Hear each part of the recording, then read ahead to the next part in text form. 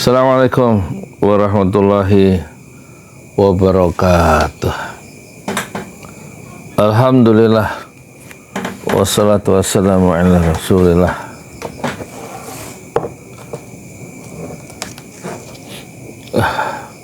Saya mau tidur sebenarnya, tapi sebelum tidur mau inget-inget apa yang diomongin orang-orang tuh ya. Pertama, nasib uang yang dikorupsi itu sebenarnya balik apa enggak sih? Misalnya dulu yang Muiz itu berapa, 300 triliun gitu, yang dia dihukum cuma 6,5 tahun, kemudian diperberat sampai 20 tahun, tapi uangnya itu kembali nggak ke negara? Kan undang-undang perampasan aset belum disahkan, masuk prolegnas sih katanya, tapi kan belum di ini nggak jadi prioritas ya, nggak jadi prioritas. Terus kedua, dulu ada korupsi di Jiwasraya,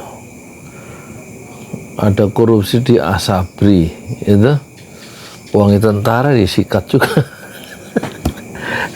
Korupsi di Asabri, asuransi angkatan bersenjata Republik Indonesia. Terus korupsi di mana lagi tuh?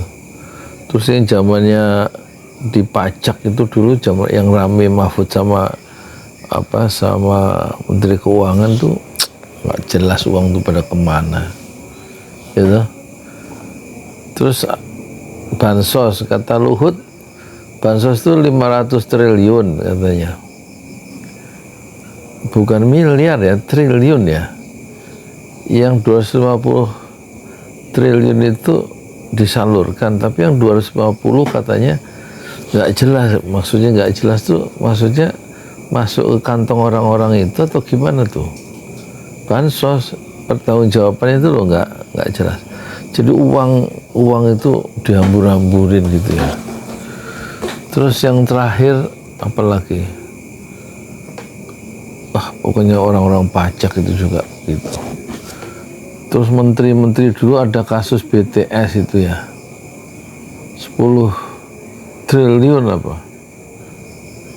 Terus yang dikorupsi itu sampai 80%-nya. Yang menteri Kominfo itu loh, siapa sih itu? Yang orang Nasdem itu loh, menteri Kominfo itu. Nggak ada yang orang penting yang kena itu ya.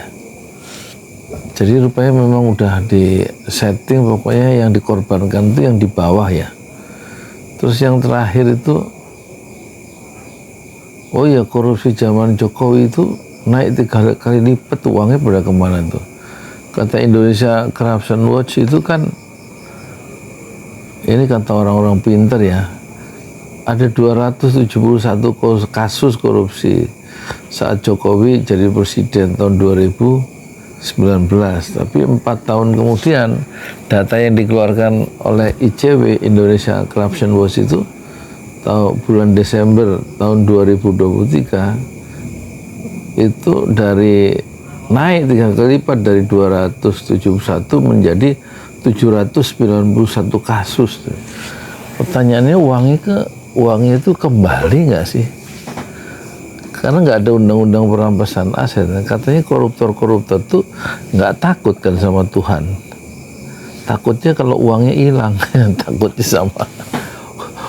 sama kalau duitnya hilang, itu takutnya koruptor. Kalau di penjara dia nggak takut, karena dia tahu penjara itu paling 3-4 tahun aja menurut ICW, Indonesia Corruption Watch ya.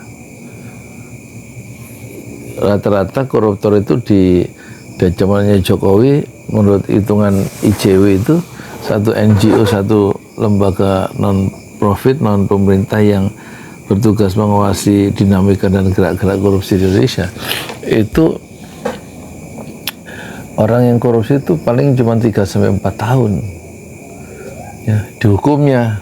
Ya setelah pulang ke rumah dalam pelukan istrinya, penuh kehangatan dan penuh dengan uang haram kan problemnya.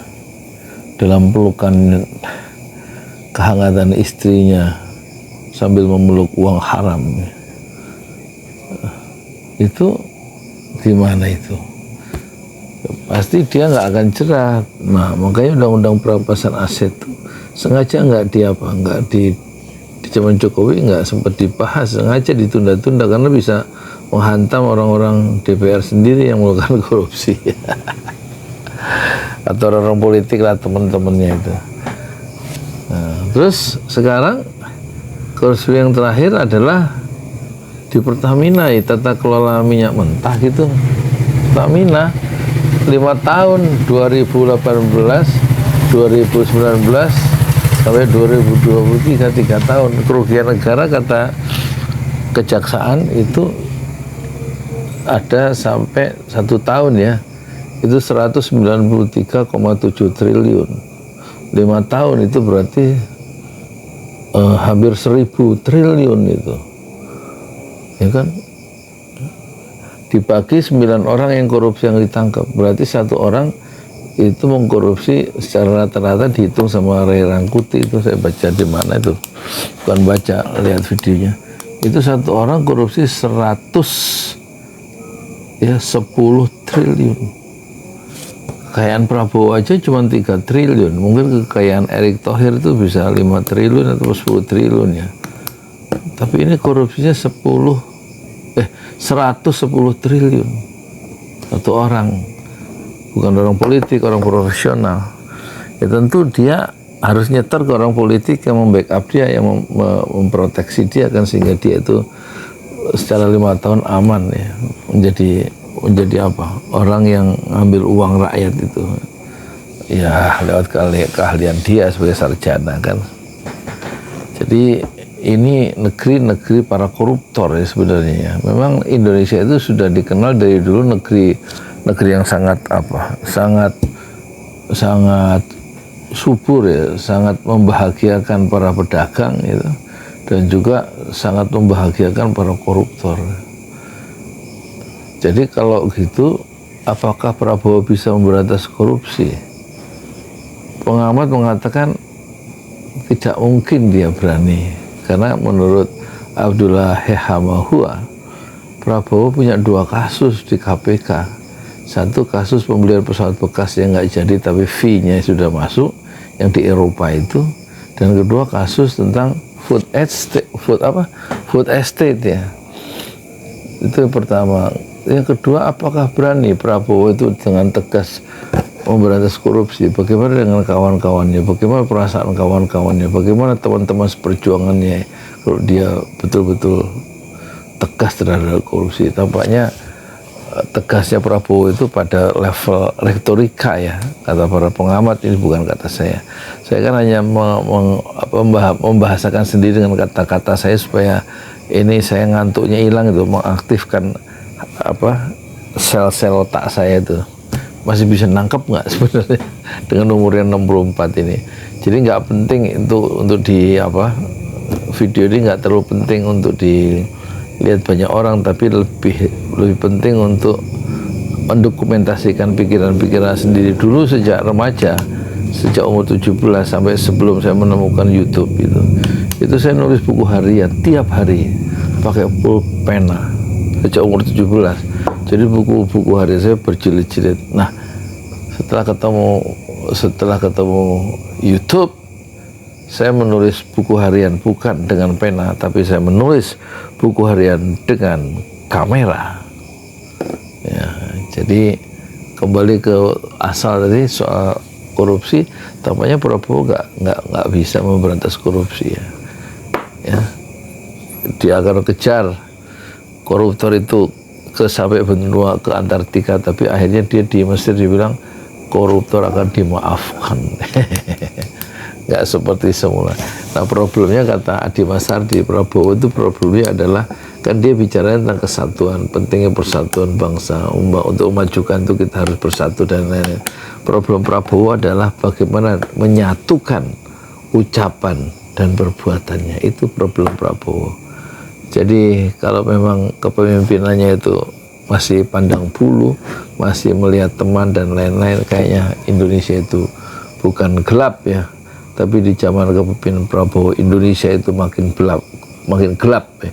Meskipun dicanangkan proyek strategis nasional yang hebat-hebat itu, bikin sekolah rakyat, SMP, SMK, SMK unggulan. Ya tapi kalau nggak bisa bayar, piye, ya kan? Jadi jangan terlalu terpaku oleh gagasan-gagasan yang besar. Kita orang-orang seperti saya ini yang sudah berumur sampai 64 tahun sudah bisa membedakan ya. Mana watak pembohong, mana watak orang jujur, mana watak orang yang culas, mana pemimpin yang tukang bohong. Kenapa? Kan sudah lama bergaul ya dengan para pemimpin dan kelakuan pemimpin sejak zaman kemerdekaan ya, sampai sekarang ya, sejak zaman Soekarno, Soeharto, kemudian Safrudin Prawinegara, Asaat ya, presiden-presiden kita itu loh ya kan ada presiden kita itu PDRI Safrudin Prawinegara, terus Mr. Asaat kan gitu ya, terus ada Soekarno, ada Soeharto, kan kita tahu kelakuan mereka itu kan. Terus kemudian ada Habibie, ada Gus Dur, ada Megawati, ada SBY, ada Jokowi. Sekarang ada Prabowo ya. Ya begitulah, kita sudah tahu watak-watak manusia itu sedikit banyak. Jadi soal Prabowo kita bukan kehilangan harapan, tetapi ya jangan menggantungkan harapan kepada para pemimpin. Siapapun presidennya, rakyat harus menolong dirinya sendiri. Assalamualaikum warahmatullahi wabarakatuh. Udah saya ngantuk, saya mau tidur ya. Jam berapa ini? Jam 9:30.